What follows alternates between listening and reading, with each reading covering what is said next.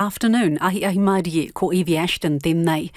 The government has unveiled a package of measures to tackle retail crime, including a $4,000 fog cannon subsidy available to all small shops and dairies.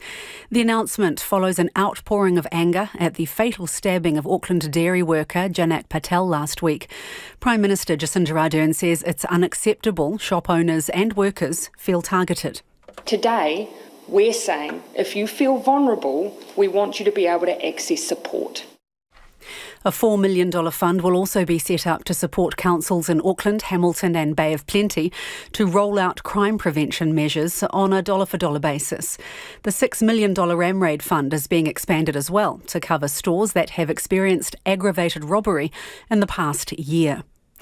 Earlier today, dairy and other store owners throughout the country closed their doors for 2 hours to join demonstrations outside Labour MPs' offices, demanding government action on the crime assailing their sector. Janak Patel's father, Kalidas Patel, was in tears as, speaking through a translator, he told Auckland protesters no one should have to go through the pain his family is feeling. So he says he wants the harshest punishment for the offenders. I mean, he doesn't want another Janak to lose his life. In Christchurch, dairy owner Vinod Manu says he's been in this country for 38 years and never seen anything like the killing of Janak Patel. A woman with acute kidney failure died 3 days after being sent home from a Taranaki emergency department. The Health and Disability Commissioner says she was wrongly diagnosed as having a kidney stone.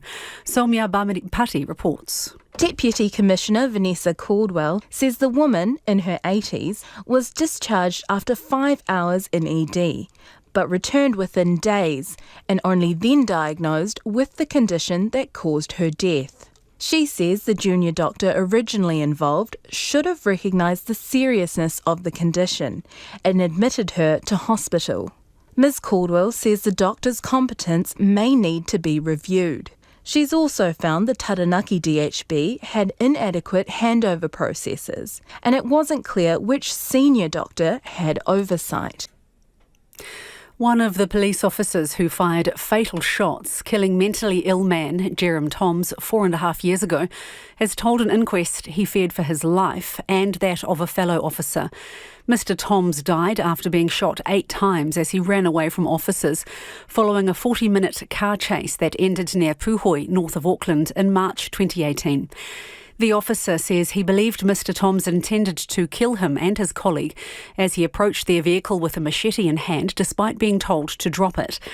The officer told the inquest both pepper spray and tasers can be ineffective in such situations. The inquest in the Auckland District Court continues this week. In China, a wave of civil disobedience unprecedented since President Xi Jinping assumed power a decade ago continues to sweep major cities. Some demonstrators in Shanghai have even called for Mr Xi's resignation.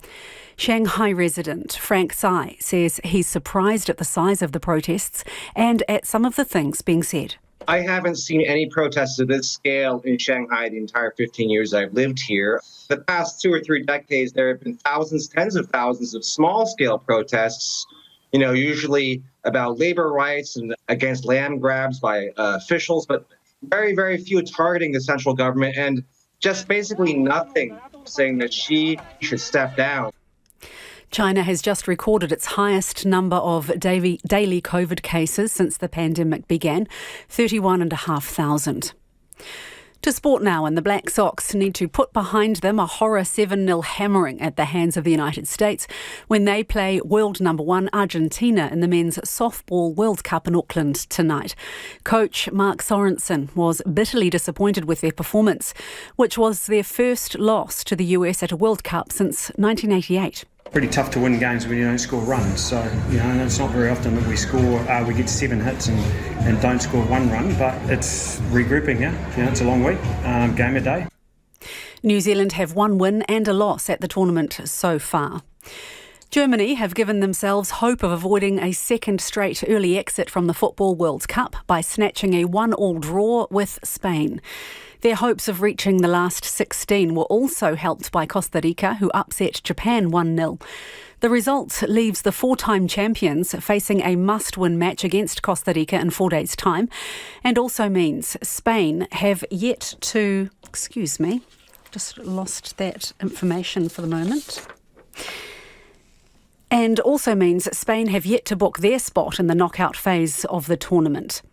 And New Zealand's Stephen Adams has enjoyed a double-double, scoring 16 points and grabbing 10 rebounds as the Memphis Grizzlies fended off a final quarter comeback by the New York Knicks to win their NBA basketball match 127-123. Memphis are third in the Western Conference standings. And in tennis, Canada have won the Davis Cup for the first time, beating Australia in the final. That's the news. More protections for dairy owners. We need to prevent rather than have ambulances at the bottom of the cliff. There needs to be more focus on prevention in the first place. More pay for aged care workers. Today is a day of celebration and our nurses will be really pleased, but so too will the residents and families. More excitement for football fans. Oh, what a finish! And it is finished! Zakaria Abkulal! Moroccan mayhem! More stories. Morning Report, weekdays from 6 on RNZ National. And we're on air on rnz.co.nz and on your mobile. You're with Lisa Owen next on Checkpoint. Right now, the short forecast from Met Service to midnight Tuesday. In the west, from Northland to Wellington. Cloudy periods and isolated showers. Scattered rain developing late tomorrow. Widespread in Taranaki with heavy falls about the mountain. Coromandel, Bay of Plenty, Taupo, also from Gisborne to Wairarapa. Becoming mainly fine this afternoon. Isolated showers about the ranges until evening. High cloud increasing tomorrow evening with a few spots of late rain. Nelson and Marlborough, fine. High cloud increasing tomorrow. Then rain from late afternoon, heavy about Tasman from the evening. From Buller to Fiordland, cloudy periods and isolated showers. Rain developing south of the glaciers tonight, gradually spreading north tomorrow with heavy falls. Canterbury, Otago and Southland. High cloud increasing. A few spots of rain developing in Southland and Otago this evening and in Canterbury tomorrow. And for Te Kohu, Chatham Islands, a few showers clearing tomorrow. The time is 7 minutes past 5. I will have news headlines and traffic for you at 20 past 5. Nā mihi Evie, tēnā koutou katoa, no mai haere mai ki Checkpoint I tēnei rā, ko Lisa Owen tēnei. Enough is enough. Dairy owners around the country closed their doors today in protest, calling for tougher punishments for offenders. Instead, what they're getting is more fog cannons. About 300 people gathered outside Jacinda Ardern's electorate office in Auckland, the same electorate in which dairy worker Janak Patel was stabbed to death on Wednesday. In response, the government's announced all small shops and dairies will be able to access a $4,000 subsidy to install a fog cannon. But it's not clear when they'll be able to get them. We'll hear from the Police Minister, Chris Hipkins, in a moment. But first, here's our reporter, Finn Blackwell, and cameraman Nick Monroe on workers who say it's time for action. Change the law! Change the law! Change the law! Change the law! Change the law! With sadness and frustration, protesters outside Prime Minister Jacinda Ardern's electorate office were clear. Enough is enough. Among them, Janak Patel's father, Kalidas, who addressed the crowd through a translator and tears. So he says he wants the harshest punishment for the offenders, and give. I mean, he doesn't want another Janak to lose his life. Change the law! Change the law! Change the law! Change the law! Emotion boiled over and some protesters took to the street, blocking the road. They want immediate action from the government. We've had enough of hooies, enough of meetings, enough of announcements about announcements. It's time for action. Either you act or you get out. That's the message from the team of 5 million. Criminals don't have any fear of the police here. So that concept has to change. We need all governments to see the truth of how their actions play out in the real world. Nearby in Sandringham, where business owners shut up shop and gathered together, restaurant owner Wasim Mohammed says the fatal stabbing is still a shock. We have been here from last 15 to 18 years. We haven't seen like this, but I don't know what's happening, what the government is taking action on this ones. It's keep on building up and up and up. Now we can see the death is very dangerous. In Wellington, 150 protesters called for action outside the Deputy Prime Minister Grant Robertson's electoral office. Many of them had personal accounts of robberies and ram raids. Some store owners say they've had to pay for many safety measures out of pocket and don't feel police have taken their smaller crime reports seriously. Urmila Bana runs the Newtown Green Grocer and shares the messages of anguish heard around the country. Throughout the years that we've been in business, we've seen this happen too often and the frequency's going up. It doesn't need to be that way. I worry about everybody, to be honest. Being a lobbyist for the cycle thing, I'm worrying about all the shops down Newtown. They're all independent store owners. And in Christchurch, residents were also calling for action. Something needs to be done to help these people because we don't want them to vanish. We have to do something. People have to get together and sort something out. And this government department, government party have to sort it out. Even national or labour, whoever they are, get together and sort out this problem. Back at the Auckland protest, Charlene Peters spoke for Janak Patel's tearful father, Kalidas, saying now was the time for action.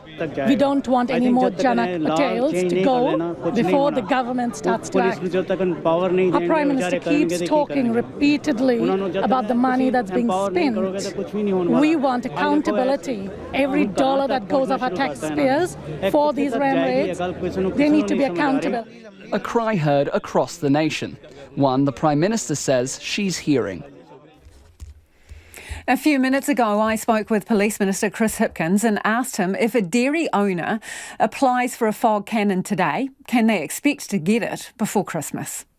No, I can't guarantee that. One of the challenges is going to be making sure that the suppliers, the contractors who install the fog cannons, can actually get enough. There's an international shortage of fog cannons. There's a lot, New Zealand is not the only country that's experiencing this pressure at the moment. But we're basically now removing constraints at the government end. So it's now a matter of the contractors getting as many of them into the country as they can and working with those businesses who want them to get them installed. So have we been a bit slow off the mark here? No, well, the government has, the police have secured somewhere between 600 and 700 fog cannons that will be available between now and Christmas. And I imagine, that doesn't mean they'll be installed between now and Christmas, but they will be in country by the end of the year. That means that, when the first few months of next year, those businesses who are part of the Retail Crime Prevention Fund and who are getting a fog cannon through that, they should be able to get access to them. In terms of and therefore the constraint will be the contractors just working with the businesses to arrange times and to get them installed. But in terms of broadening out the access to all small retailers, that is likely to take longer because those contractors will have to get a greater supply available. Minister, the organisation representing dairies and small businesses alone say that they've got, 4,000 to 5,000 businesses and potentially the scope for people eligible is wider than that. I mean, what are you talking, 10 years to get a fog cannon? Look, I can't put a timetable on that. Ultimately, it's going to depend on how quickly the contractors can get in supplies, and that's not something the government's going to be able to control. So the subsidy will be available as soon as one of those small businesses has found a contractor to do the work and who can access the supply. The subsidy will be available. We will release a list of pre-approved suppliers to try and speed up that process and to make sure that the fog cannons that are being installed by reputable suppliers and that they're high quality fog cannons. But there is going to be an element of the market having to scale up to meet the demand, and that includes sourcing the product. Okay. Well, given that people are going to have to wait and given the anger expressed by some of these businesses today, how worried are you that people are going to start taking things into their own hands? Look, my message to those businesses is ring the police if something is happening. You increase the risk to yourself and to others around you if you try and intervene yourselves. This is the police's job. This is what they are trained for. This is what they are there for. So make sure that you are letting the police do their job. Don't put yourself at risk and put others around you at risk. Ring the police, you say? That's after the fact, isn't it? And 500 odd ram raids, right? So what's going to happen to those people? It's over and done with by the time they call the police.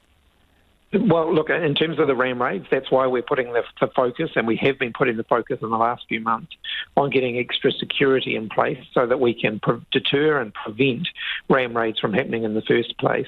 In terms of aggravated robberies, that is where a fog cannon can make a difference, and that's why we've scaled up the funding available for those. We've actually seen the number of aggravated robberies since we did the first 1,000 fog cannons declining, but we have seen an increase again this year, and as a result, we're always looking at what more we can do to provide support. Minister, can you see how today's announcement might be a little bit hollow for these businesses? On the one hand, you're saying that you're going to fund them for fog cannons. There's thousands of businesses that are potentially eligible. You've got, at best 700 on order in the country. Can you see how they might look at this as a bit of a disingenuous offer? No, it is an absolutely genuine offer. We want to support these businesses to get the fog cannons installed as quickly as possible, but I also want to be realistic with those businesses. I don't want to provide them with a reassurance that something can happen in a timetable where we know that it's unlikely to happen. So this will now depend on how quickly those suppliers can access extra fog cannons and get them installed. Any forecasts on how many businesses may have been victims of aggravated robberies in the meantime, in the time that it's going to take to get these fog cannons? Not as many as there have been ram raids. We don't have an exact number, but it could be around sort of 200 to 250 will be eligible now to access the small retailer crime prevention fund, which opens up not just the fog cannons, but also those other security measures that they could also access if that's what the security assessment determines is required for that business.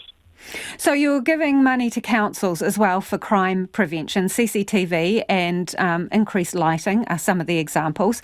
What do you anticipate in terms of acting with that money? Are they going to have those things done by Christmas, or what's the time frame?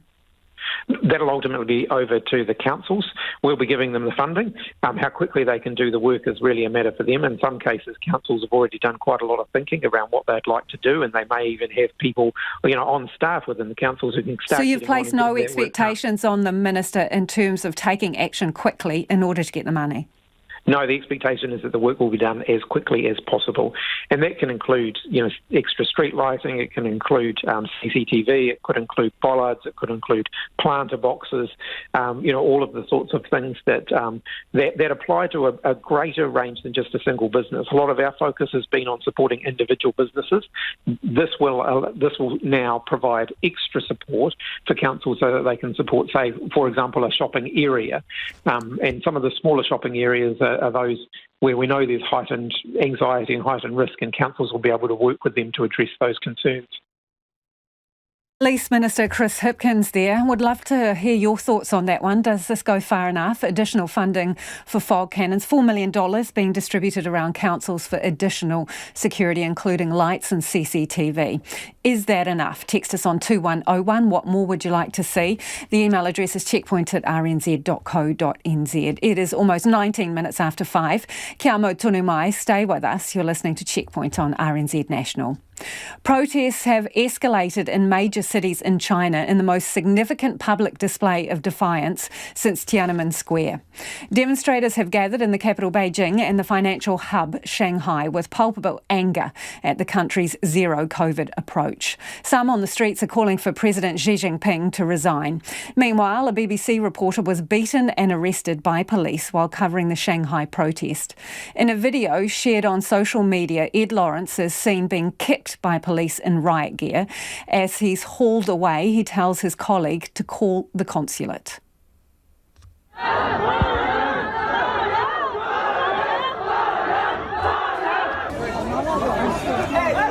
okay, Barry, call the consulate now.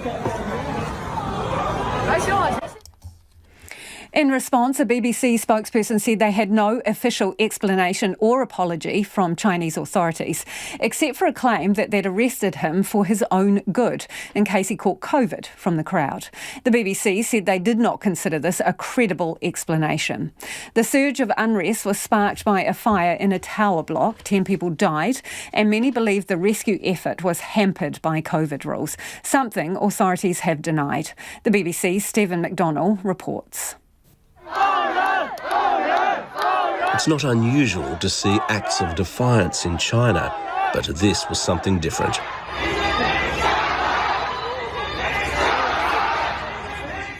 A crowd of protesters in Shanghai chanted, calling for the country's leader Xi Jinping to stand down and for the Communist Party to give up power. A fire which killed 10 residents in Xinjiang last week has prompted widespread anger in China.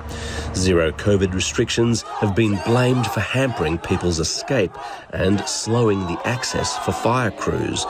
Whether this is true or not, it sparked waves of protest in the regional capital, Urumqi. This has now spread to other cities and university campuses as spontaneous memorial services for those who died in the fire have transformed into demonstrations, calling for an end to lockdowns. It's all too chaotic. The implementation is so messy. It's been 3 years already. The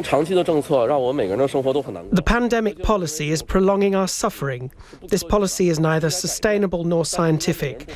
This policy won't change unless we speak up. People are also blaming Xi Jinping personally for not changing the zero COVID approach, which is forcing business after business to shut down. The policy is tied to something that really hits people in their everyday lives. The question of whether or not they can get on with going to work. That's where these restrictions have really come up against the idea that it's the leadership that is forcing these policies. Protests have been building in China all year, with people here increasingly sick of zero COVID restrictions. The government seems to have drastically underestimated popular discontent, yet for the moment has no easy way out of the zero COVID corner it's painted itself into. Officially, China's goal is to return each outbreak to zero new infections using strict stay-at-home orders, travel restrictions and mass testing. But it's been criticised for not prioritising vaccination amongst high-risk groups and not increasing hospital capacity. There's also still no stated plan to open up. It is 22 minutes after 5 and you're with Checkpoint on RNZ National.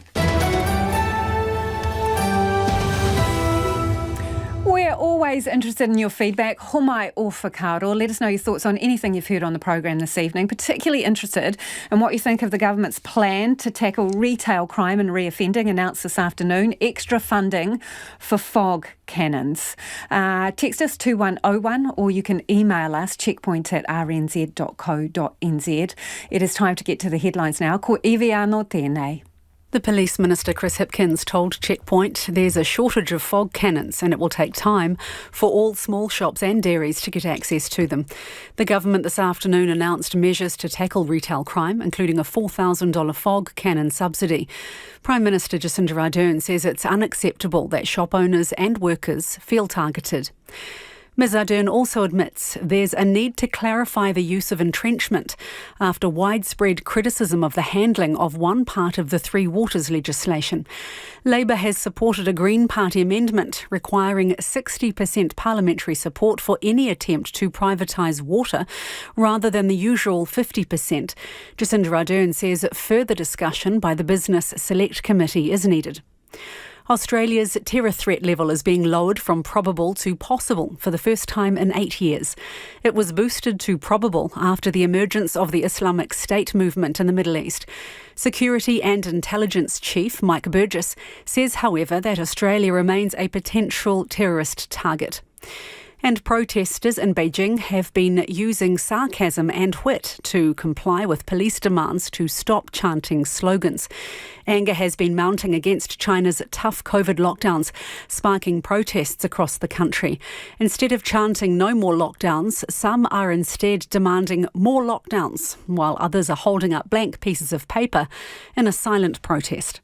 Those are the headlines. Looking at traffic in Auckland on the northwestern motorway, State Highway 16. A breakdown is blocking the right lane on Lincoln Road southbound off-ramp. Merge left with care and allow time for delays. I will have more news headlines and traffic at 5:40. Kia ora rā e ho. The latest in a string of early upsets at the Football World Cup has caused chaos in a major European capital this morning. Police have been forced to seal off parts of central Brussels as fans reacted to Belgium's surprise 2-0 defeat to Morocco, leaving the Belgian side on the brink of an early exit from the tournament. Our sports reporter Clay Wilson joins me now. Clay, what's going on? It's really weird. A whole lot of teams that you don't expect to lose are. Yeah, it's been a pretty crazy first week, hasn't it? We had Saudi Arabia beating Argentina, then we had Japan beating Germany, and now this morning Morocco beating Belgium. And it's left all three of those teams needing to, very important last group games to make sure they don't get sort of flicked out of the tournament at a very early stage. But in relation to these scenes this morning in Belgium, it basically stems from the fact that there's a huge amount of Moroccan migrants living in Belgium, almost 500,000 people of Moroccan descent apparently living there in Belgium. And when you have one team win, one team lose, of course you have wild celebrations on one side and then a lot of frustration and disappointment on the other side, all boiled into one area, and it's led to these riots all throughout the city. Things like cars being flipped over, set on fire, electric scooters being set on fire, clashes between fans, and then riot police called in, and fans throwing bricks, shooting fireworks at each other and at the police. So the authorities had to bring in tear gas, water cannons to try and disperse these fans, and they had to seal off parts of the city as well to basically try and quell all this violence and sort of anger that was happening. Well, anger or celebration, whichever way you look at it from both sides. And it wasn't just limited to Belgium either. A lot of Moroccan migrants in the Netherlands, and there was trouble in some Dutch cities as well, where police were forced to come in and try and bring things under control. So it just goes to show that things like the World Cup, it brings out a lot of passion, whether it's in a good way or a bad way for winners or losers. Yeah, interesting. Okay, and despite FIFA's best efforts, there remains a strong political element to this tournament. What have the Americans done to ruffle feathers? Yeah. Well, obviously the issues around Qatar as hosts of this tournament are well documented, but another political element to this tournament is the involvement of Iran. Of course, we've got the ongoing situation in Iran with the protests around the human rights issues there. We had Iran in their first game, the players making a sort of stand of solidarity with the protesters, not singing the anthem, and their last group game is against the USA. And what the US Soccer Federation has done in the lead up to this game is, for 24 hours, any posts they made with the Iranian flag in these social media posts, they excluded the emblem of the national emblem of Iran from the flag. And US Soccer has confirmed that the intent of that was to show solidarity with the protesters fighting for more support for women and their human rights in Iran. Obviously, it hasn't gone down that well in Iran. Apparently, the Iran Football Federation have said that they're going to file a complaint to FIFA, saying that their flag's been disrespected and that kind of thing. It just goes to show, I think, these kind of situations. We had the situation with the rainbow armbands. So they're finding ways to express their concerns that don't, on the surface, breach the FIFA rules, because they're obviously going to get yellow cards if they wore the armbands. Mm-hmm. They're using workarounds, aren't they, Clay? No matter how much FIFA, the authorities try and find ways to stop these things happening, players, teams, even these football federations, they obviously believe strongly enough in these things that they're, like you say, finding ways around it, and they want to make their statements on these important political things that are going on in the world. Thank you, Clay. Clay Wilson there with sports. Families of Erebus crash victims are appalled by the Auckland Mayor's comments about a planned national memorial in the city and believe more than 4 decades on, their loved ones deserve better. 43 years ago today, the Air New Zealand scenic flight over Antarctica crashed into the side of Mount Erebus, killing all 257 people on board, New Zealand's largest peacetime loss of life. In an editorial published yesterday, Auckland Mayor Wayne Brown referred to the proposed memorial as a huge concrete thing and said it should be near the airport, reminding us that there is a risk in flying. In the past couple of hours, though, the Prime Minister has doubled down on her commitment to delivering a national memorial for the Erebus families. I am firm and resolute that the families who lost their family members in that enormous national disaster deserve a memorial. It is one of New Zealand's largest disasters, and to me it is just wrong that we don't have a memorial for them, a place of quiet reflection and a recognition of what hurt was caused over a number of years in the aftermath. I remain incredibly disappointed that we haven't been able to do that to date, but remain committed to it, and will continue to work with families as we finally fulfil that commitment. I do want to thank Ngāti Whātua for caring so well for families today. Te Piramia Jacinda Ardern. That said, the project has stalled, with the council committee delaying its decision around the use of the Parnell Rose Garden as the site for the memorial. David Allen's parents and his sister Jane died in the Erebus crash. Today he marked another anniversary with still no national memorial. Well, it's extremely distressing that we've ended up in this situation, but it was very comforting this morning we had, which sort of illustrates the frustrations in one sense, and that we had a wonderful ceremony with Ngāti Whātua this morning, and it just simply, aside from the detail, it really highlighted the values most of us would consider to be those of a decent community, which really did sort of show up in sharp contrast the behaviour of the Parnell residents, some of whom seem to just have no sense of morality whatsoever. We just want to get on and have a memorial as was approved a couple of years ago. Tell me what you mean by the Parnell residents.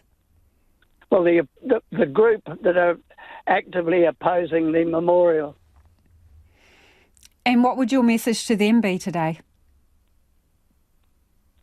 I don't know that I could put it on air, Lisa.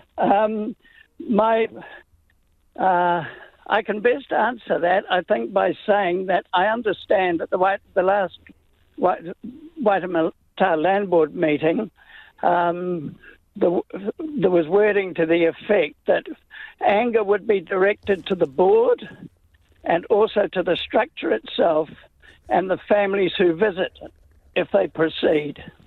Well, what does that tell you?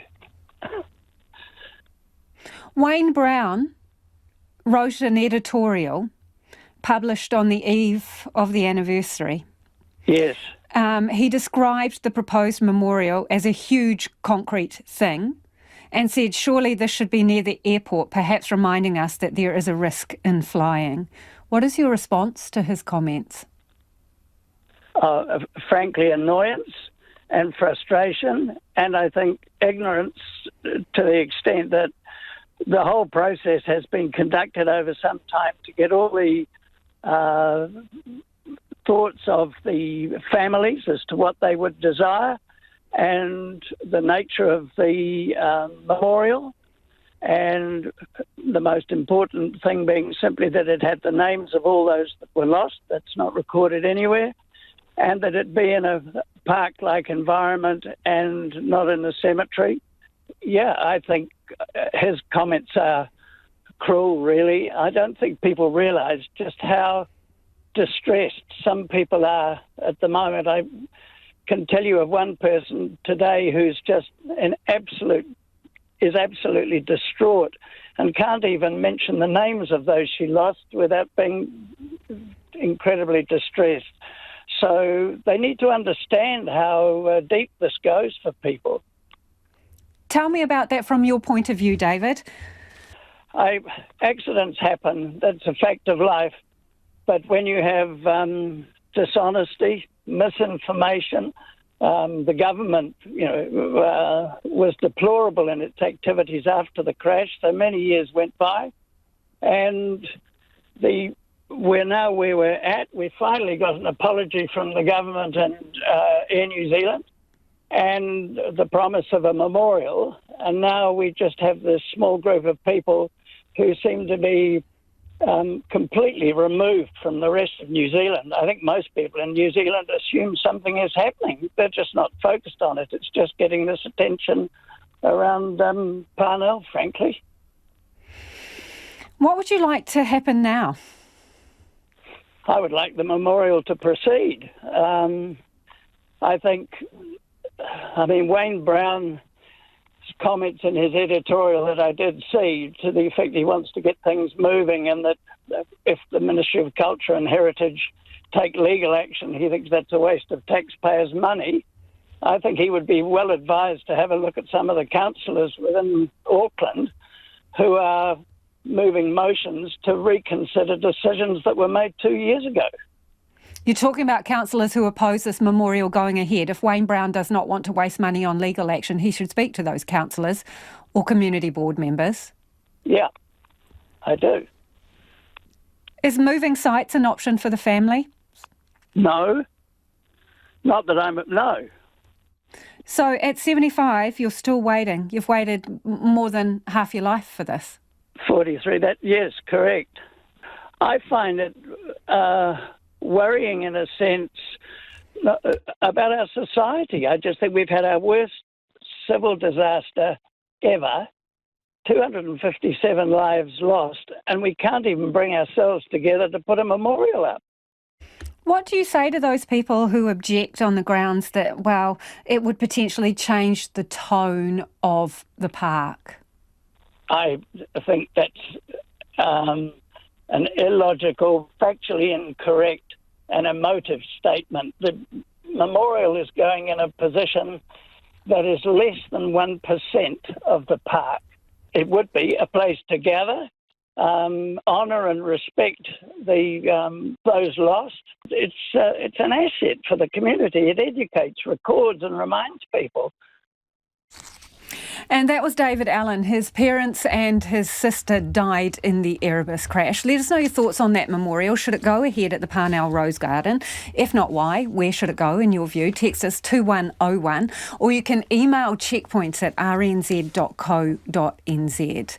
It is 24 minutes to 6. Kia amo tonu mai. Stay with us. You're listening to Checkpoint on RNZ National. It is, of course, time for the business news. Ko taku hoe e nai nei ko Nona Peltier, who joins me live in the studio. Okay, another property company, Nona, you say, is, well, hit with falling valuations. What's the latest you've got for us? This is a Kiwi Property Group, so it's a fairly large one.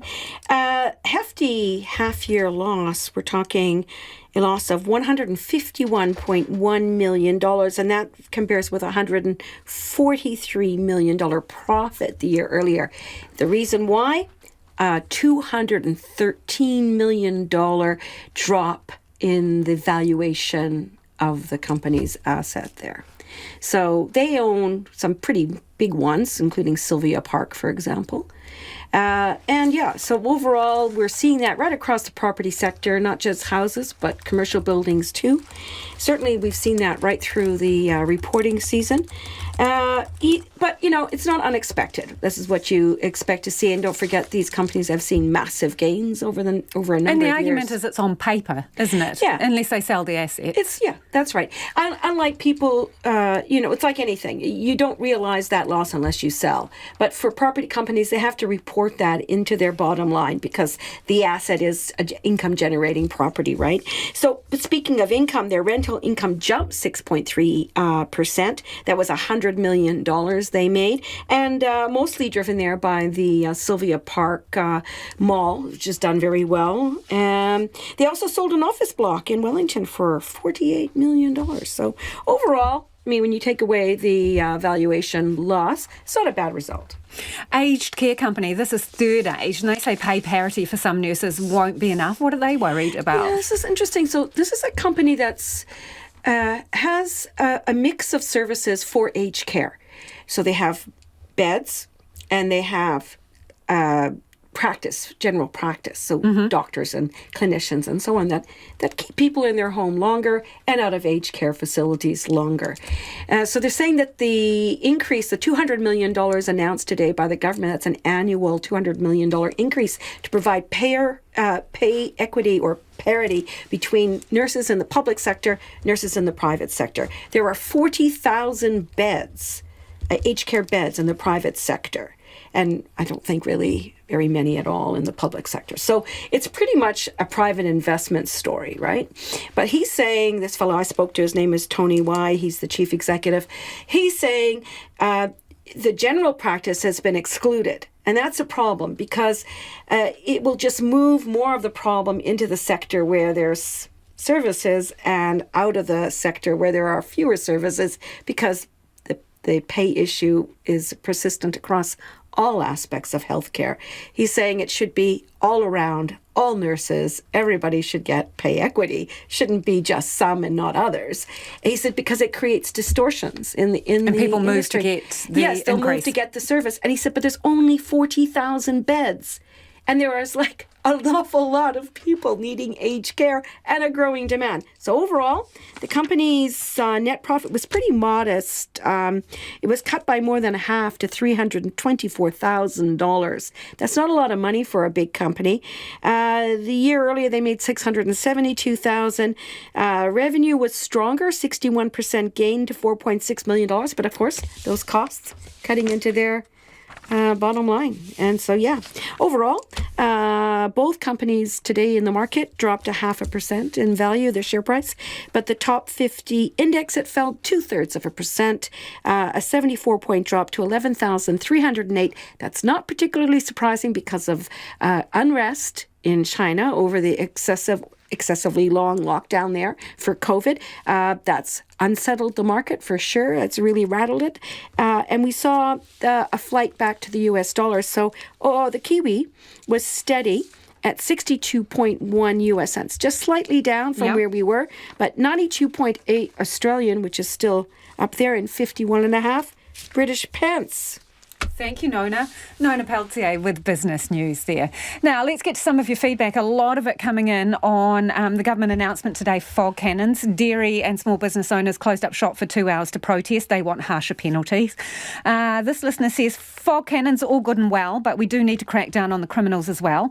And I say that as a dyed-in-the-wool Liberal. It's a breach of social contract if law-abiding citizens aren't protected against crime. Yes, it's multifactorial, but one of those factors is punishment. And this one too, so the Labour government offers a fog cannon solution that it can't deliver on. What's new? We want tougher sentences. Do keep your feedback coming. Text us on 2101 or you can email us at checkpoint@rnz.co.nz. It is 19 minutes away from 6 and you're with Checkpoint on RNZ National. Lots of feedback coming in on that issue of fog cannons and the announcement from the government. If you want to add your opinions to the debate, text us 2101 or email us checkpoint@rnz.co.nz or get in touch about anything else you've heard on the program this evening, homai o whakaaro. It is time now, though, to go to the headlines. Anea Iwi, mena pitipiti kōrero. Kia ora, Lisa. Prime Minister Jacinda Ardern has spoken about the profound sadness and anger at the death of Auckland dairy worker Janak Patel as she announced support for dairies and other small retailers. Many dairy owners closed their doors this afternoon to protest the death of Mr Patel while he worked at a superette in Sandringham last week. 3 men have been charged in relation to Mr Patel's death. Hauora Taiwhenua Rural Health Network says the government has so far provided no support for general practice staff. More than $200 million to address pay parity for non-hospital health workers was announced today, but those in general practice aren't included. The network's chair, Fiona Bolden, says it's devastating that crucial primary healthcare staff are missing out. And footage of the police shooting mentally ill man Jerem Toms and a recording of his mother's 111 phone call has been played at an inquest into his death. Mr Toms died after being shot as he ran away from officers following a car chase which ended near Puhoi in March 2018. The footage shows him approaching 2 police officers with a machete before they shot at him. As he turned to run away, he was fired at again with 1 bullet piercing his back. The inquest continues in the Auckland District Court this week. Those are the headlines. Looking at traffic, a breakdown is still blocking the right lane on Lincoln Road, southbound off-ramp on Auckland's northwestern motorway, State Highway 16. There will be delays. And still in the North Island, in the Coromandel, a crash at Te Puru, State Highway 25, has closed the road between Aputa Avenue and West Crescent. Our next news and weather is at 6 o'clock. Kia ora, Evie. General practices say it's devastating their staff have been left out of a pay parity package for healthcare workers. Health Minister Andrew Little today announced more than $200 million to address pay parity for non-hospital health staff.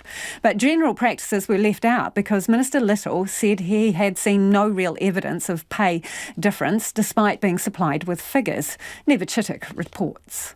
The General Practice Owners Association provided evidence to the Minister. Chair Tim Malloy says the average difference between hospital nurses and practice nurses is about $8,000 per year. Why you would choose not to invest in the front line of our services is beyond me.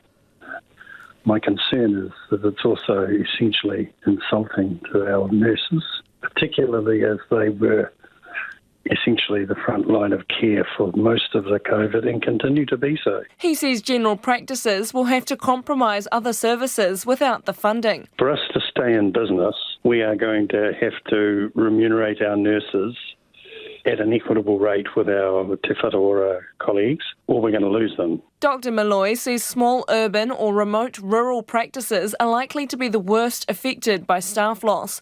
Some may even close. Dr Fiona Bolden, chair of Hauora Tai Whenua, the Rural Health Network, says it would be devastating if that happened. Take them away and you'll completely overload GPs, you'll completely overload emergency departments. People's chronic illnesses won't be dealt with. People won't be able to have immunisations. You won't be able to get a dressing done when you want one. You won't be able to have that one-to-one care. She says so far there's been no support for general practice nurses. They haven't announced which nurses will be in Tranche 3. But I think if we don't see practice nurses in Tranche 3, then that's a very clear signal that general practice nurses are not being supported at all by the government. Josephine Gagan is the Managing Director of New Zealand Healthcare Group, an independent provider with over 7,000 health professionals. She's glad community nurses are finally getting the recognition they deserve, but says it may not be enough. We don't believe it will cover the full cost of paying a nurse the equivalent.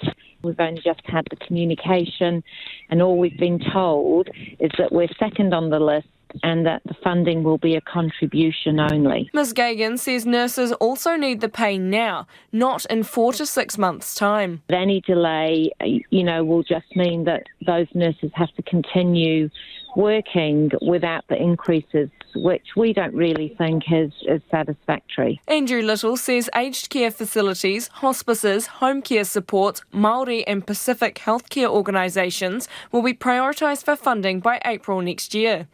Mental health, addiction facilities, organisations caring for the disabled and other types of residential care will follow in the second half of 2023. Neva Chittick with that report. The controversial entrenchment clause in the Three Waters legislation has been kicked back to Parliament's Business Committee for further consideration and could include discussion about repealing it. Labor supported a Green Party amendment put up during urgency last week that would require 60% support for any attempt to privatise water rather than the usual 50% majority. Our political reporter Giles Dexter has more.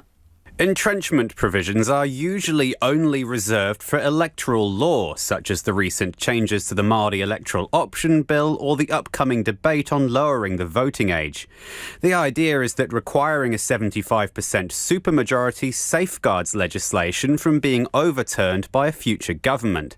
But Green MP Eugenie Sage has proposed entrenching public ownership of water assets, meaning if a future government wanted to privatise them, it would need a supermajority to get it done. But in this case, it's a 60% majority, not 75%. You could not get a 75% majority through the Parliament without the support of National and ACT. So the 60% relates to Labor and the Greens having that many MPs and that many votes. The opposition has complained the amendment was introduced by stealth while Parliament was in urgency.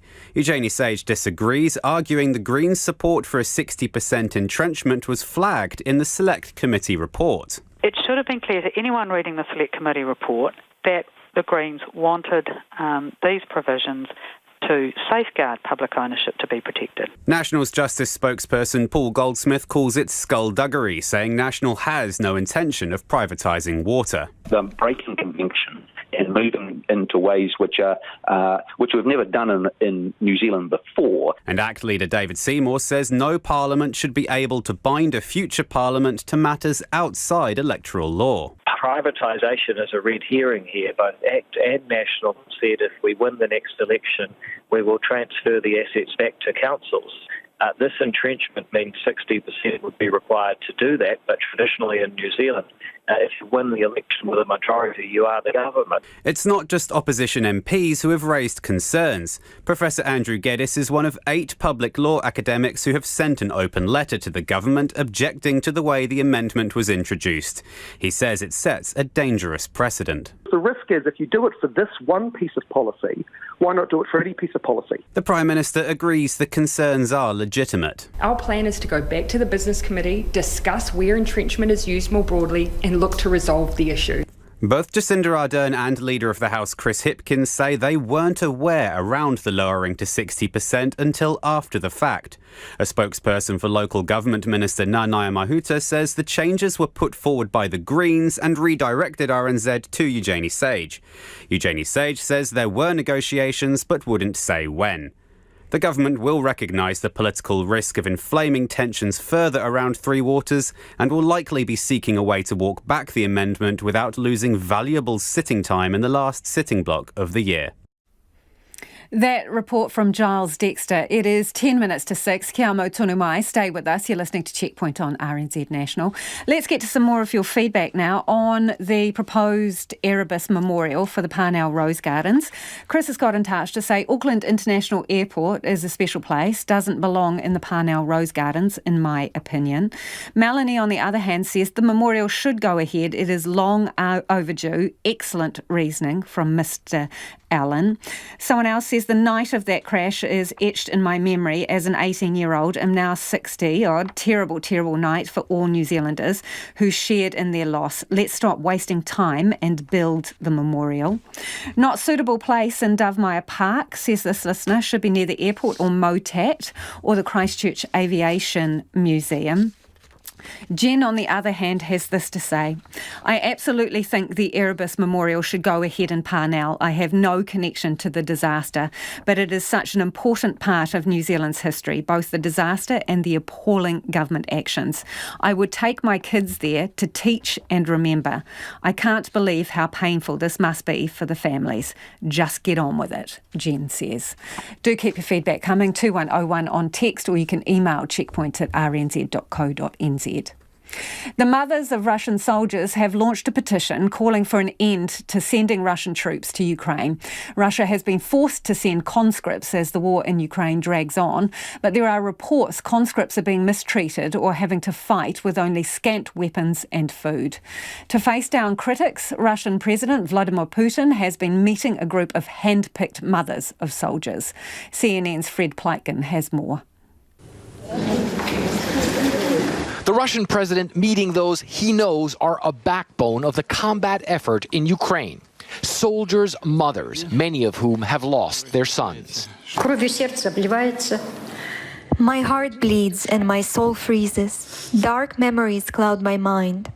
I cry, and I hear my son saying that we will see each other one day. Putin eager to show empathy. I want you to know that I personally, the entire leadership of the country, we share your pain. We understand that nothing can replace the loss of a son, a child, especially for a mother.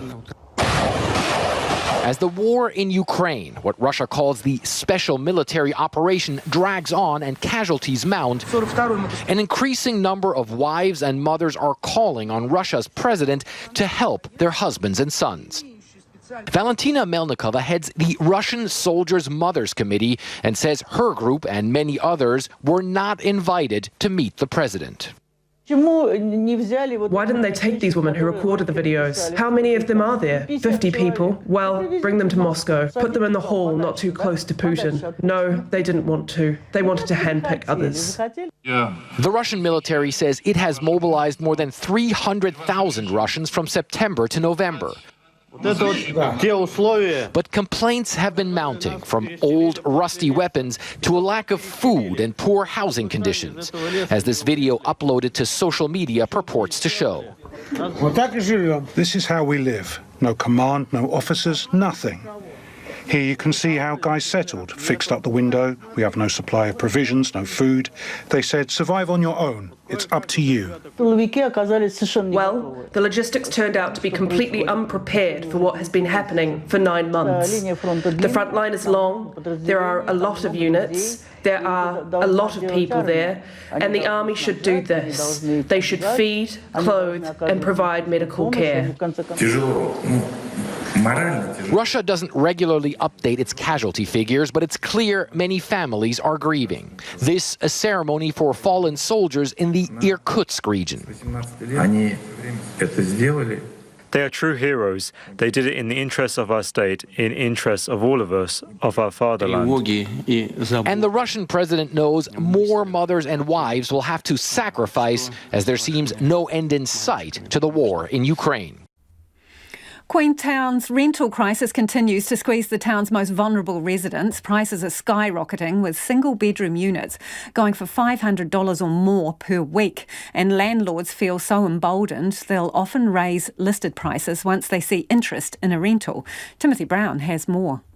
Dilip and Sangeeta Dahal moved to New Zealand from Nepal 6 years ago so Dilip could study. The couple and their 8-year-old son have called Queenstown home since 2018, but that may be about to change. We are so frustrated that we have decided we're going to move to other city by next year. I don't know, maybe this year if we don't find a house we need to, but still we need to stick until we get our residency. And then so we have decided to move because we can't be bothered moving house every single year.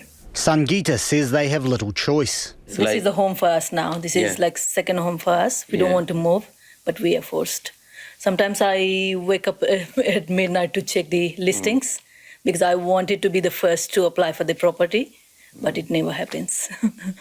No luck. Queenstown is in the grips of a critical rental shortage. Social media is filled with people crying out for homes, and it's not uncommon to see basic 3 or 4 bedroom rentals for upwards of $1,000 per week. After a year in their current rental, which they can only afford thanks to flatmates, Dilip, Sangeeta and their son have to be out by January the 6th. I have got that Tenancy Act, and that says they can give us 63 days notice to empty the house before our expires. But where is that humanity? There is no humanity foreground, for a family. And they can't just move. Dilip has a master's in physics and worked as a high school vice principal in Nepal. Sangeeta has a master's in management from the UK, but he works as a contract manager at a cleaning company and she works at Bunnings as they're unable to use their qualifications here. His visa is sponsored by his employer, so they can't move somewhere cheaper. And while he applied for residency in March, it's still being processed. It leaves him with real fears about what happens come January. If that was only 2 of us, we could adjust anywhere, in a car, anywhere. But with a kid, it's really hard. So we haven't thought about what's next because we don't want to go that far. It's stressful. Happiness House manager Lena Boss says they're not alone. The need for housing is the worst she's ever seen, and it's growing. She says people are coming into the community support centre in dire situations. People who have been living in hostels for the past few months, people who are living in their cars, people living outside as well sometimes, in the streets. That could have happened. Short-term letting is driving the crisis.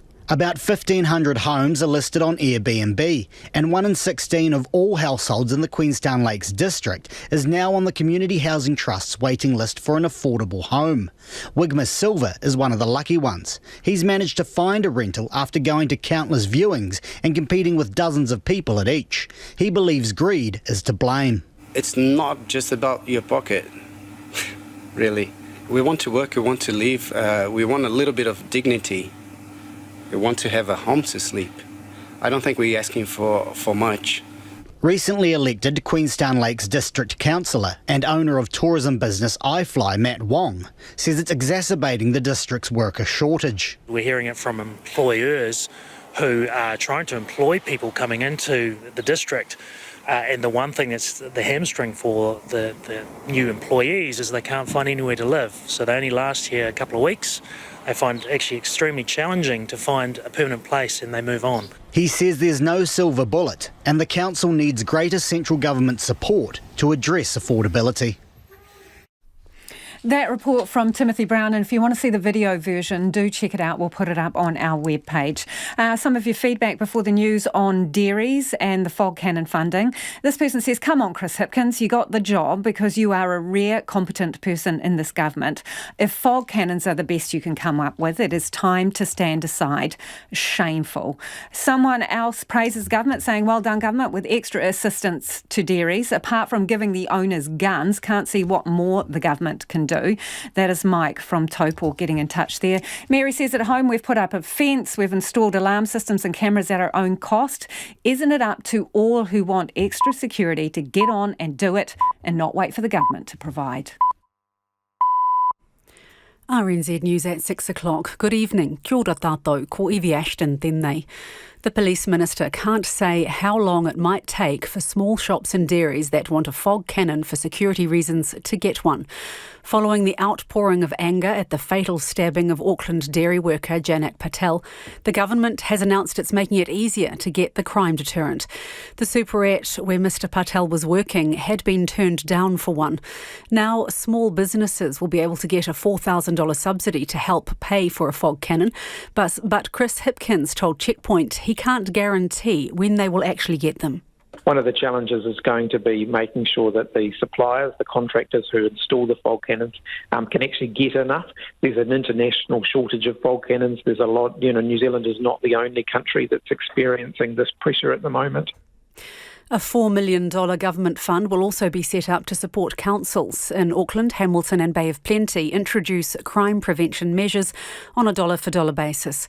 And the already existing $6 million RamRaid fund will be expanded to cover stores that have experienced aggravated robbery in the past year. Earlier today, dairy and other store owners around the country closed their doors to join demonstrations outside Labour MPs' offices demanding government action. In Christchurch, Redcliffe's dairy owner Vinod Manu, who himself was injured in a robbery in August, said crime like the killing of Janak Patel has to stop. We need to do something.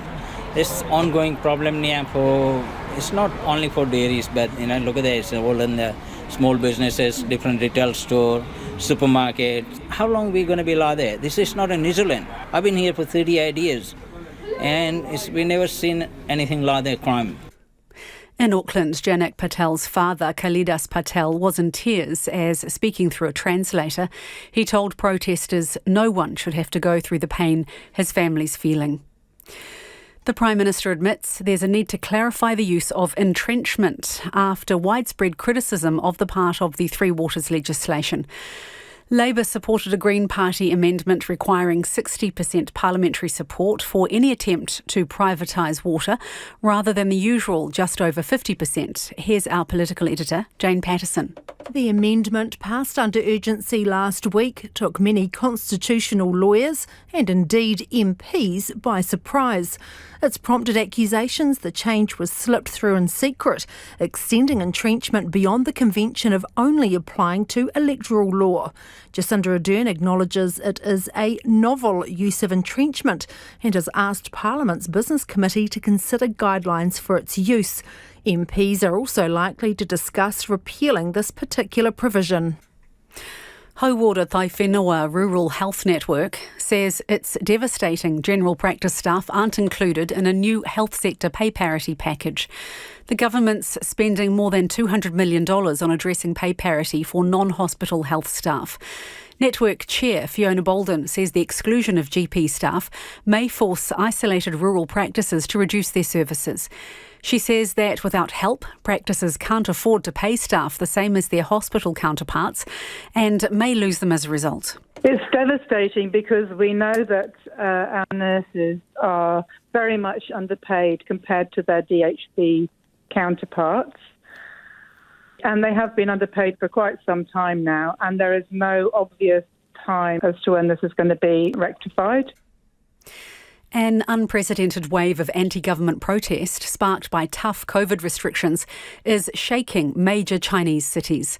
Many of the protesters blame lockdowns for the government's slow rescue response to an apartment fire in Xinjiang province that left 10 dead. In some places, vigils for the dead have turned into angry demonstrations.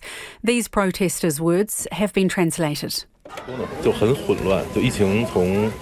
It's all too chaotic. The implementation is so messy. It's been 3 years already. The pandemic policy is prolonging our suffering. This policy is neither sustainable nor scientific. This policy won't change unless we speak up. Elsewhere, student protesters have been holding up blank pieces of paper as a silent protest to evade censorship. In the latest anti-government protests in Iran, students have staged sit-ins at universities in Tehran and Mashhad, while others in Kurdistan have demanded the release of detained classmates. The ongoing protests have been sparked by the death in police custody of Mahsa Amini after she was detained for not wearing her headscarf properly. A strike by truck drivers in support of the protests has carried on for a second day, with unverified videos showing empty roads and lines of parked trucks in several areas of the country. And Australia's terror threat level is being lowered from probable to possible for the first time in 8 years. It was increased to probable in 2014 after the emergence of the Islamic State movement in the Middle East. Australia's Security and Intelligence Chief, Mike Burgess, says his organisation is now more focused on the rising threat from foreign interference and espionage, but he warns a deadly attack could still occur on Australian soil. This does not mean the threat is extinguished. Far from it. Mike Burgess says the alert level is being lowered because fewer extremists seem to be intending to attack Australia now than when the level was last raised. That's the news. Tonight on Nights, we'll hear Witi Ihimara's favourite piece of classical music as he teams up with the NZSO. But what is it about hip-hop that hits a nerve? We'll get the sticky on that. Brian Waddell's here with sport. And is there a cure for pregnancy brain fog? We'll learn a lot on Nights with Karen Hay after the news at 7 on RNZ National.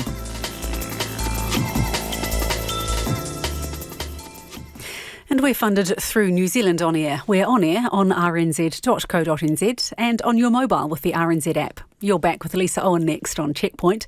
Right now, the short forecast from Met Service to midnight Tuesday. In the west, from Northland to Wellington, cloudy periods and isolated showers, scattered rain developing late tomorrow, widespread in Taranaki with heavy falls about the mountain. Coromandel, Bay of Plenty, Taupo, also from Gisborne to Wairarapa, mainly fine, but high cloud increasing tomorrow evening with a few spots of late rain. Nelson and Marlborough, fine, high cloud increasing tomorrow, then rain from late afternoon. Buller to Fiordland, cloudy periods and isolated showers. Rain developing south of the glaciers tonight, gradually spreading north tomorrow with some heavy falls. Canterbury, cloud increasing and some spots of rain overnight, isolated showers tomorrow. Otago and Southland, occasional showers, most frequent on Tuesday afternoon. And Rekohu, Chatham Islands, a few showers clearing tomorrow. It's 7 minutes past 6. I'll have news headlines for you at 6:30. Thank you, Evie. No mai hoki mai. This is Checkpoint. Ko Lisa Owen tēnei.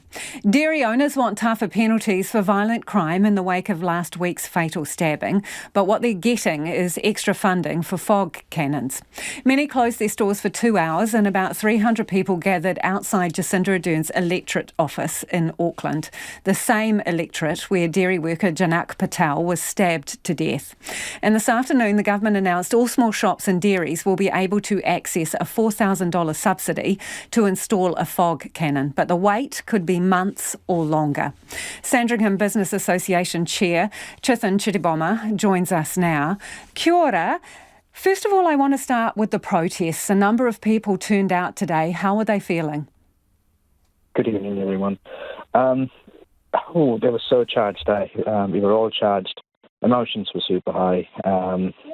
At one point, the road was blocked, and it was only because, everyone was so emotional and so charged up, and they just wanted to be heard.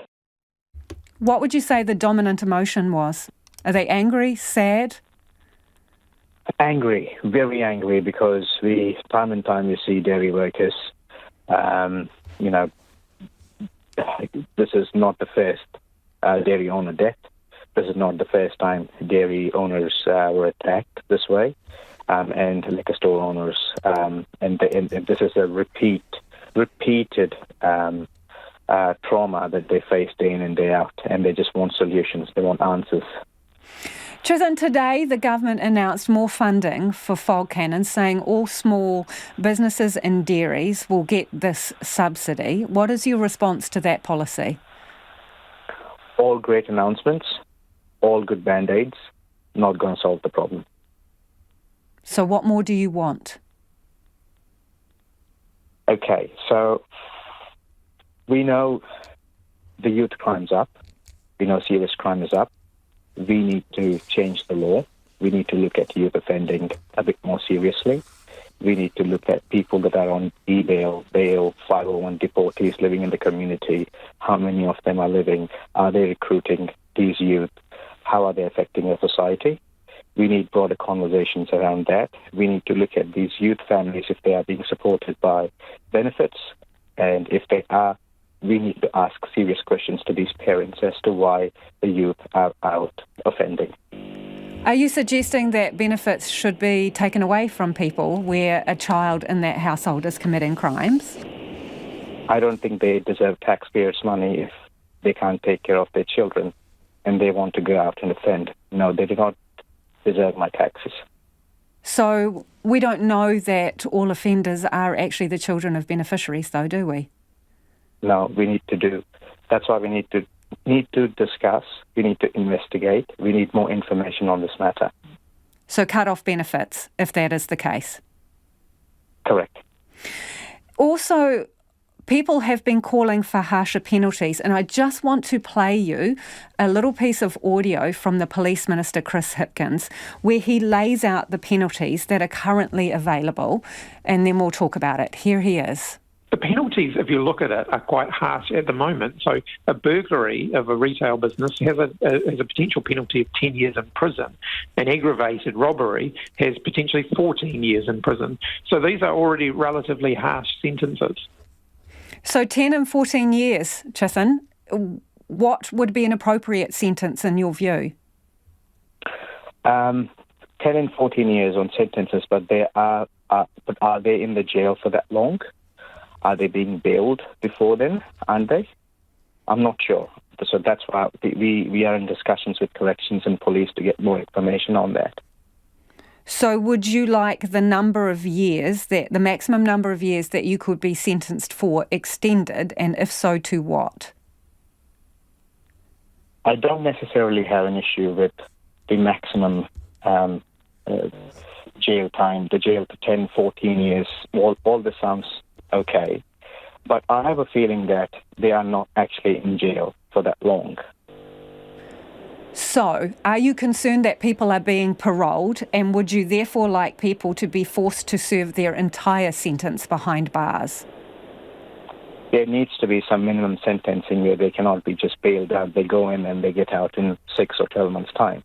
And to be quite honest with you, I have no idea if that's happening, because I looked at the corrections document today. Apparently there are about 53,000 people amongst us that are on bail. Do you have concerns that some small business owners and dairy owners may take things into their own hands?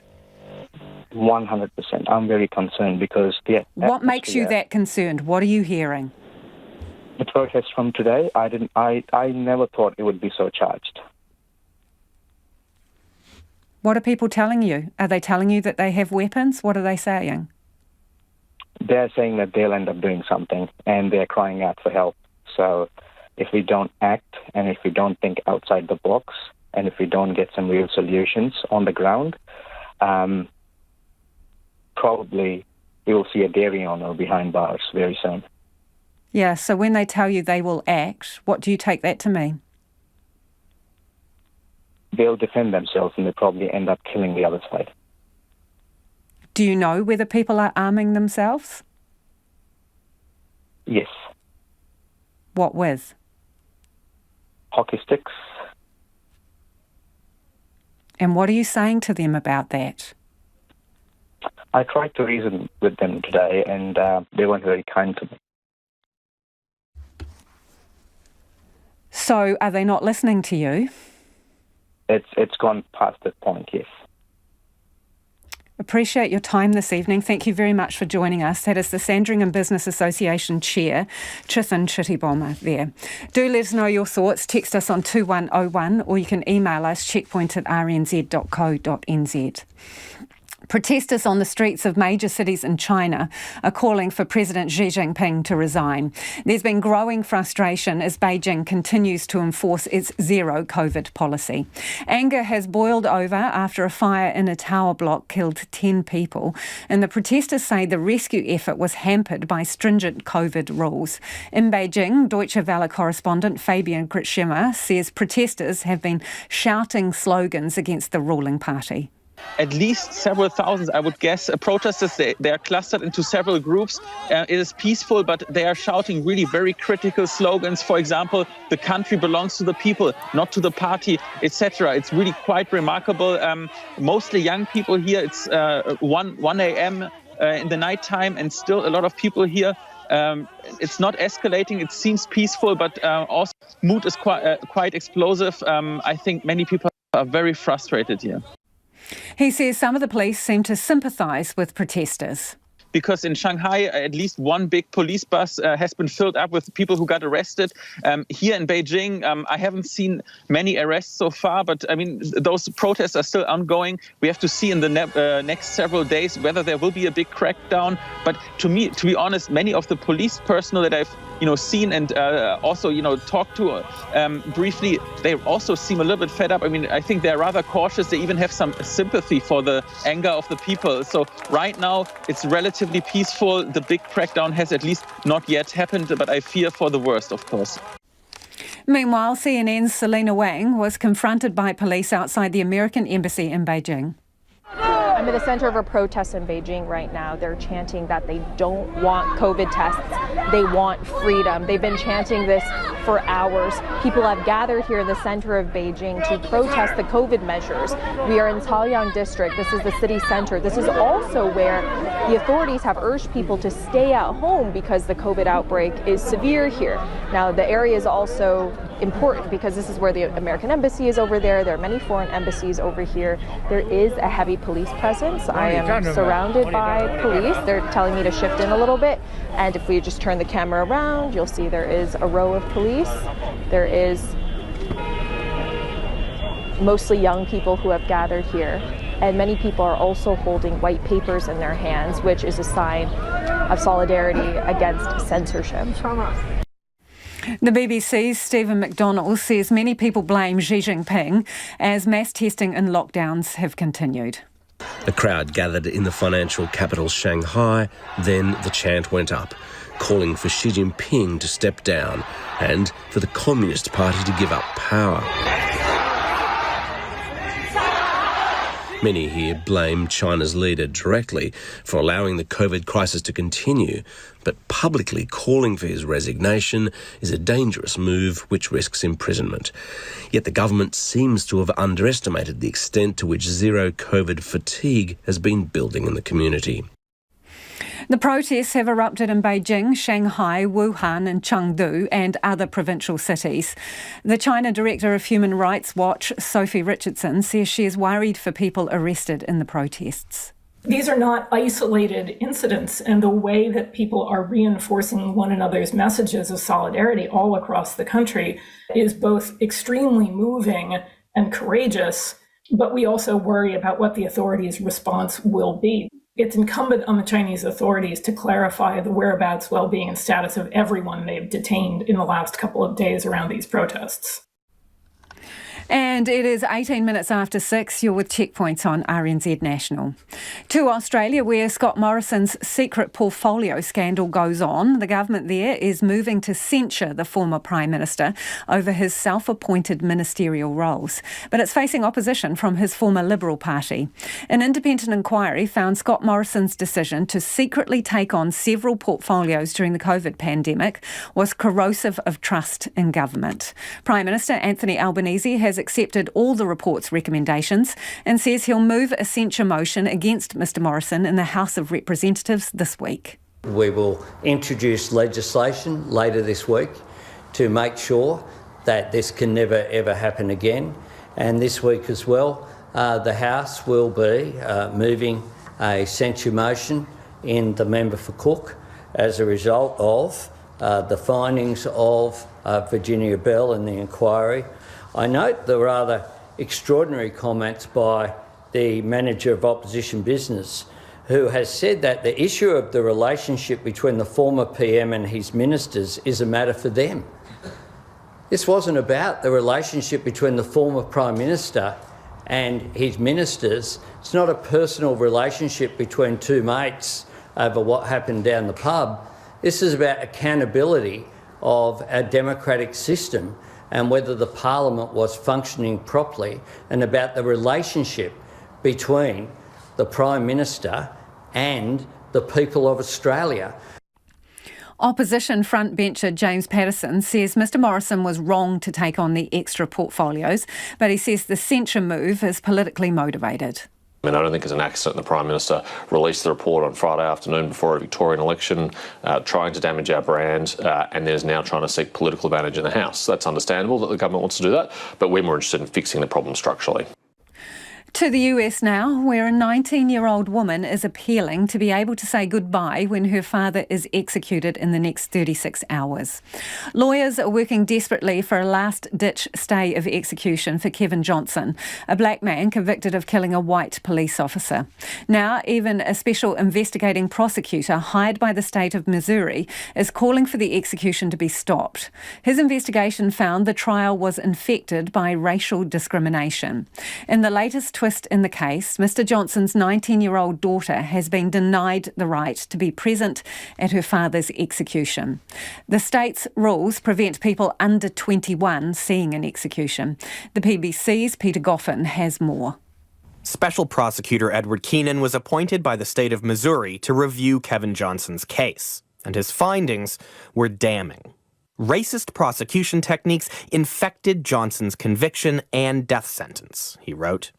On Monday, just 24 hours before Johnson is scheduled to die, the special prosecutor will argue before the state Supreme Court that the execution should be postponed, so the case and the allegations of racism can be re-examined. The issue is not over Johnson's guilt. He admits to killing a police officer in 2005, but his lawyers say there were mitigating circumstances that should have prevented him from receiving the harshest possible punishment, including that he was still a teenager at the time and that he'd watched his 12-year-old brother die of a seizure in the presence of police earlier that day. Sean Nolan is a public defender representing Kevin Johnson. He was barely 19 at the time that this happened, and the science shows that the brain is not fully developed until 25. And we have hired one of the best neuropsychologists in the country who has examined Kevin and has found that he has organic brain damage. Also, what was not presented to the jury were the details of the trauma of Kevin's childhood.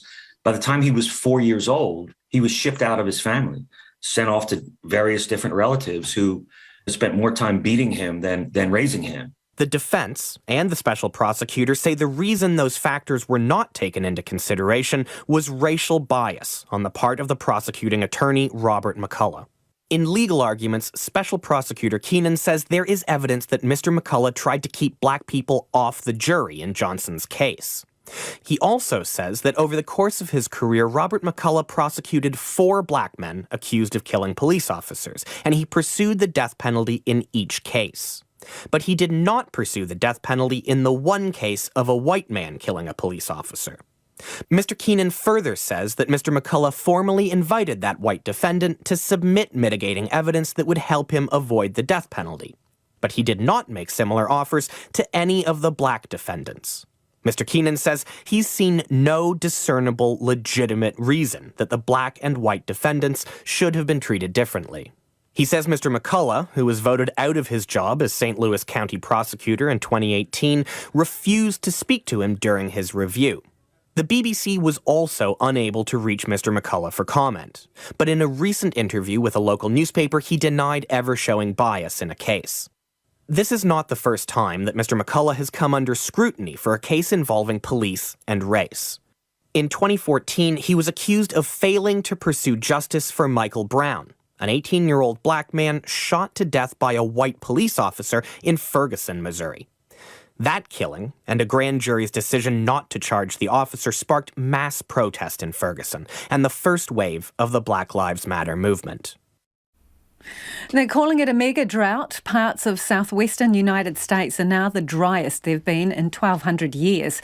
According to scientists, lakes are at record low levels and heat waves at record highs. CNN's Lucy Kavanagh visited one area to see how people are coping.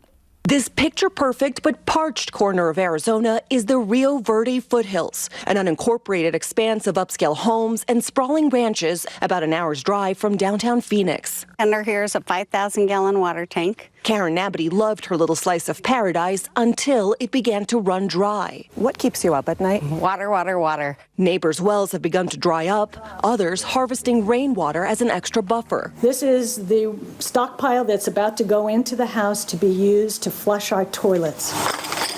Many homeowners rely on private water deliveries from nearby Scottsdale, which no longer has enough to spare. So come January 1st, we're done. Last November, Scottsdale informed water hauling companies that starting in 2023, they could no longer buy Scottsdale water to deliver outside city limits, including the Rio Verde foothills. The man delivering the water, and more recently the bad news, is John Hornewer. There's no question about it. The drought is reality. Rio Verde is the first domino to fall because of the drought that we're in. Are people taking it seriously enough? They're not. Water is more precious than you realize, and once you go to your faucet and you turn it on, there's no water, then its value becomes real. Across swaths of urban Arizona, signs of drought aren't immediately obvious. As the taps run dry, developers keep building. This is a symbol of the massive growth of Maricopa County. Maricopa County, which includes the Rio Verde foothills, is the fastest growing in the nation, adding more residents last year than any other county. But as cities boom, the drought pushes Arizona farmers to the brink. Thanks to the Colorado River, Pinal County is, or at least was, one of the most productive farming regions in the United States. The crops grown here are shipped all over the country. But as the mega drought continues to worsen and water supplies like this dry up, the farmers here fear their fertile fields could become desert again. Finally tonight we go to Detroit, where a bowling team celebrating 50 years rolling together.